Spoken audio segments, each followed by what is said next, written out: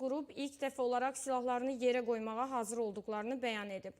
Bu qərarın əsas səbəbi Amerika ilə gərginliyin yeni silahlı toqquşmaya çevrilməsinin qarşısını almaq məqsədi daşıyır.